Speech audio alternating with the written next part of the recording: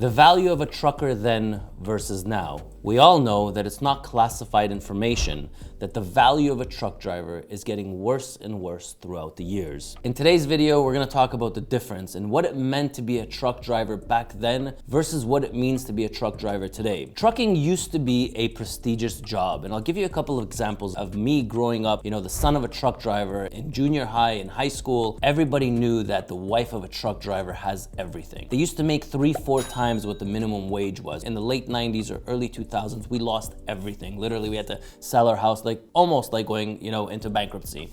And we ended up going into the rental buildings. We were there for about 2 years. Today, we talk about these stories. We talk about what it was like back then. And he tells me blank out, Ronen, over the last 30 years, our industry has gotten worse and worse and worse. I can't ever make what I used to make back then. As an owner-operator, I used to bring home between $25,000 to $30,000 a month net as an owner-operator. And I feel like those numbers, you would never make those numbers in today's world. Maybe gross figures, yes.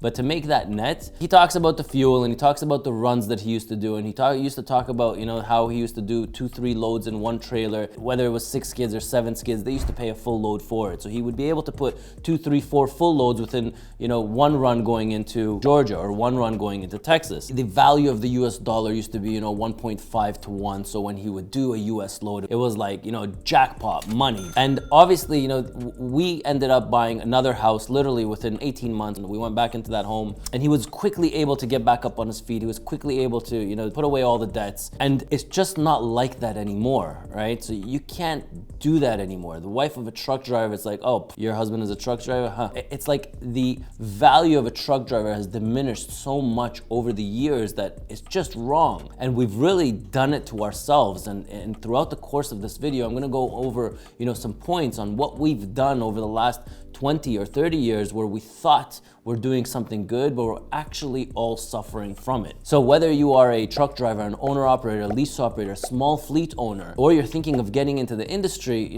I'll just point out a few things that maybe what we can do moving forward and solutions on how we can bring this all back into trucking. And what I'm trying to do with this channel and what I'm trying to do by uniting North American drivers is to bring that value back to truck drivers. As much as they say, there's so many headlines about how there's a driver shortage and a driver shortage. I'm so sick and tired of reading it, both in Canada and the US. I want you guys all to know that there is no driver shortage anywhere. And the fact of the matter is that this is a loophole to milk out money from the government, okay? To milk out money from the government for bringing foreigners here. In the US, it's the exact same thing. It's for these government grants and bursaries and all this bullshit that comes along with it. But at the end of the day, there is no shortage for drivers. The reason why the value of loads have gone down so much is because we keep pumping out drivers. Think about it. For you to become a truck driver today, it's really a no-brainer. Like, you could do it within 6 weeks, you could become a truck driver. I would say 20 years ago, okay, to become a realtor, to sell homes, literally took, I would probably say, a 4-week course, a 3-week course, a 5-week course. Over the course of the years, okay, you look now 20 years later, do you know how hard it is to become a realtor these days? It's like a 6 or 8 month program. To become a licensed electrician, if you look 20, 30 years ago, and if you look now, it's become 10 times harder to become a licensed electrician. Now, licensed electrician, a truck driver used to look at a licensed electrician, this is bullshit. What the hell do they make versus what we make? I know that because that's my dad's mentality, right? And today, everything has just shifted and everything is just so wrong. An electrician will look at a truck driver and be like, truck driver, and things were not like this. If you look at, plumbing, to become a plumber, you gotta be an apprentice for how many years to become a plumber? It's a 5-year thing to become a fully licensed plumber, right? And somehow in trucking, everything has just gotten easier and easier. And the duration became less and less and the hours became less and less. The driving schools have opened up and they've all mastered like this expedited program because everybody's making money on the in and out, right? You build a 10K and off he goes as a truck driver. You build 10, and it's like everybody's in it to create more drivers. The mega carriers, that's just a whole nother story. They got seats to fill, and they got a board of directors on their ass, and they have to make everybody happy, and happy means money. So what do they have to do? They have to pump out more trucks. They have to increase their fleet size. They have to grow as the years go by. You know, a 500 truck company, it's just not happy at 500. It needs 700. 700 needs 1,000. 1,000 needs 1,500. 1,500 becomes 2,000, and it's never enough for anybody. So what happens is now we have another 300 seats to fill. So what do? They open up a driving school, and what do? They pump out more drivers because it's so easy to pump out drivers. But the value of the truck driver has decreased significantly, has decreased to the point where, you know, sometimes I get emails, oh, that's all they make? You know, I'd rather go work as a waiter, or I'd rather go work at McDonald's. At least I'll get to see my wife and kids every night. And you know what? There's some truth and merit to that. There's a whole value of being at home, being with the wife and kids, watching your kids grow up. And trucking, just, you can't live off that one salary. Before, I mean, the wife used to be at home, at least the family that I grew up in, my mom used to be at home raising the 3 kids, my dad used to be out working, bringing home the bacon, and that's the way that it was, right? And she was able to give the kids almost everything that they wanted because he was able to sacrifice himself, and that was a joint arrangement that they had. And today, you're just not getting by with that one salary. Today, you're just not doing that. It doesn't matter where you are, whether you're in Illinois, Pennsylvania, in Georgia, or here in the GTA, or whether it's in New Brunswick. You're just not doing that off of one salary. It ain't happening. Back then, you never saw so many people leaving our industry. I mean, that's a huge difference between back then and now. Before, you used to be a truck driver like my dad, like a few of his friends, you know, like the older generation that I talk to that retired as truck drivers, right? Some of them are still doing it part-time, but some of them, you know, just decided to retire from trucking. Where today, you just don't see that. You see people coming into the industry 2, 3, 4 years, either, you know, somebody has lost their finances and they know that, you know, you can make money in trucking, or because it's the fastest thing that you can do, it's the fastest way you can get your driver's license, and off you go on the road and you can start making your $6,000, $7,000, $8,000, $9,000 per month. But people don't stay as truck drivers, right? They're doing it for 2, 3, 4, 5 years, and then they have, you know, they're doing something else, or they're trying to come out of it. Where before, you know, you used to pay so much, it was such a luxury of life to be a truck driver that you're not coming out, you ain't gonna find anything to make that kind of money. You know, the next thing I'm gonna talk about is the way that not only the people used to look at the wife of a truck driver or the truck driver, you know, the banks, the way they used to look at truck driver. I mean, you used to walk in there, you were like a guy on Wall Street, you used to walk into the bank, that guy's an owner operator, he's bringing in, you know, the money. A banker would be, you know, shake his hand, yes sir, come on in sir, can I get you some water sir? Today you're a truck driver, you're like, sit on the side over there, you know, like, you know, fill out this application, I don't know, you know, trucking is very, you know, it has its ups and downs, and, you know, I don't know if we can approve you for this mortgage, and your income is not stable, and all this nonsense that comes with it. I've been in the industry for 17 years, and I consult other companies, and I consult other, you know, small fleet owners, and I can see that we all suffer from the exact same thing. And when I go to our, you know, annual meetings, we're part of a private captive insurance, and we go to our annual meetings, and when I'm in these annual meetings, you know, we talk, and we're all, you know, fleet owners, you know, one guy has 100 trucks, the other guy has 200, 300, 400, and we're all suffering from the exact same thing. If I was to call my driver list from 5 years ago, okay, so if I just went into HR, say, can you give me the list of all the drivers that were working here in 2018?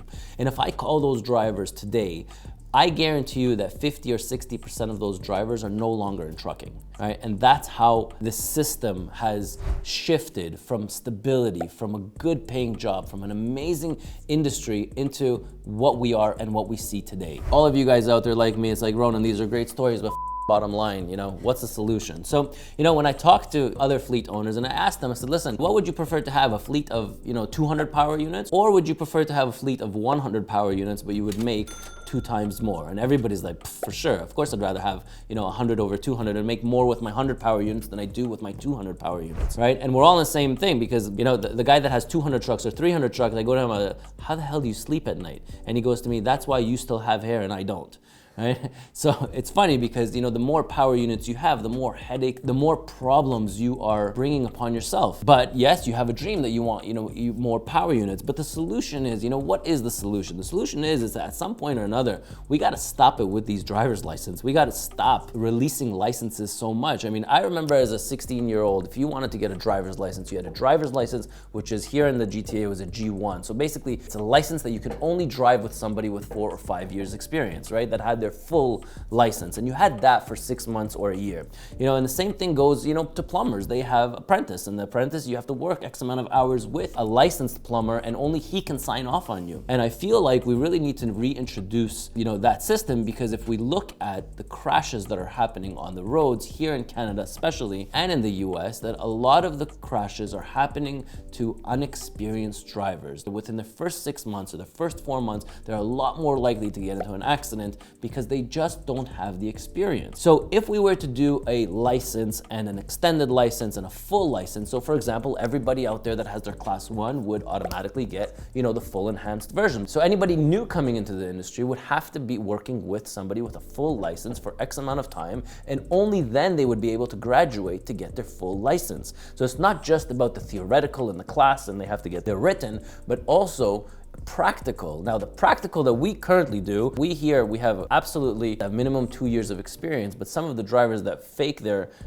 experience and then again to a road test, and my God, it's like, holy shit, how in the world do companies put these drivers on the road by themselves? So definitely, we really need to do something about these driver's licenses. We really need to do something about, how easy it is. Now, a lot of you guys are gonna say out there, like, Ronen, you're just picking on the new drivers, or you're just greedy, or you're just, I get a lot of the comments like that. But at the end of the day, if you're making X amount of dollars and you could be making X times 1.5 or 2 times what you're making right now, I mean, everybody benefits from the fact that truck drivers is like, getting your license is like the conveyor belts, right? They're just coming out by the hundreds, by the thousands, they're coming out. But the same way that they're coming into our industry, they're also leaving the industry. And if there was a way to kind of get the value of a truck driver to increase over time, everybody's benefiting from it. The mega carriers, they're benefiting from it. The manufacturing companies are benefiting from it. Why? Because it's cheaper to move the goods around. Nobody cares that you are a truck driver, an owner operator, and you're laying over in somewhere because there's no loads, or that the loads,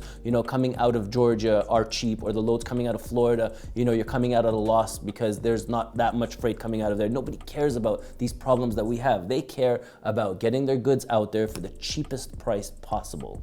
All right, and that's where we suckers have gotten into this loophole, right, and are going through with it. So what have I done? All right, so not only have I created this channel, not only have I dedicated hours and hours in creating videos on how to make you guys successful, but of recently I have joined the Ontario Trucking Association, and soon I'm going to be a part of that association, and I'm not going to stop there. I'm also going to be eventually be a part of the Canadian Trucking Association, and I'm going to head down into the US and be a part of the American Trucking Association. And the reason that I'm doing this is because I really want to make a change for all of us out there, not just the small fleet owners or the mega carriers, or even the mega carriers. When I talk to them, they are so for this. You could be making the same amount of money with a lot less trucks if we were to unite, and if we were to kind of bring a little bit of change into our industry, positive change that we will all benefit from. And in order for us to do any change, we would need to unite, and that's what these channels are for. Today we have over 475,000 truck drivers across our platforms, and we're not stopping there. We are going forward with this, and we are going to make a positive change eventually. When? I don't know. The faster you guys join these channels, the more I'll be able to push in the right direction. But I hope you enjoy this content. I hope you like, the stuff that I've put together for you guys. So for those of you that don't know me, I'm Ronen, R-O-N-E-N, and I'll catch you in my next video.